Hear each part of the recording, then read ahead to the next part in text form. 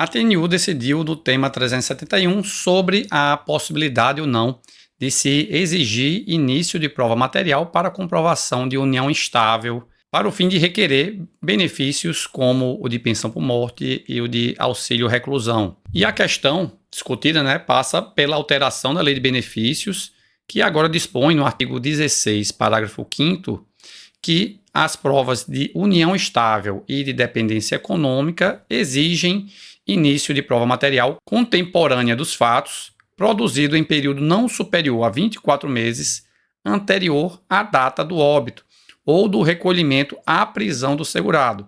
não admitida a prova exclusivamente testemunhal, exceto na ocorrência de motivo de força maior ou caso fortuito, conforme disposto no regulamento.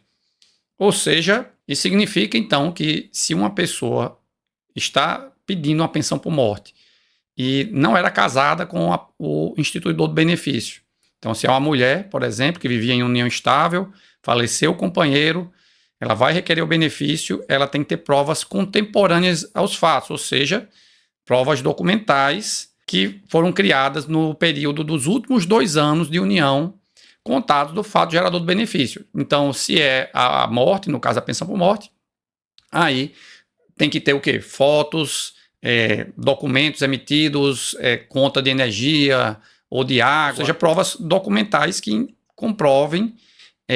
que ela estava com ele nos últimos 2 anos. E essa alteração aqui foi empreendida pela medida provisória 871 de 2019, que foi convertida na Lei 13.846 do mesmo ano. Por outro lado, a TNU foi enfrentar essa questão se, uma vez que o STF disse que essa aqui é uma norma de direito material e de direito previdenciário / administrativo, se o juiz se vincularia também a essa norma, e foi dito que sim, porque não faz sentido haver uma norma que é aplicada apenas na seara administrativa e não na seara judicial, e, portanto, deve haver uma uniformidade no tratamento da matéria nas duas esferas,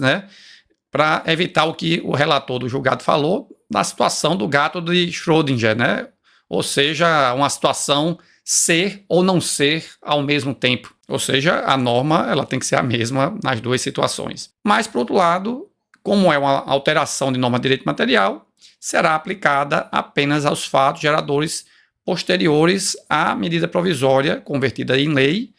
portanto, apenas para os fatos geradores, ou seja, mortes e recolhimentos à prisão, que aconteceram a partir de 18 de janeiro de 2019. Quanto aos fatos anteriores, aplica-se o chamado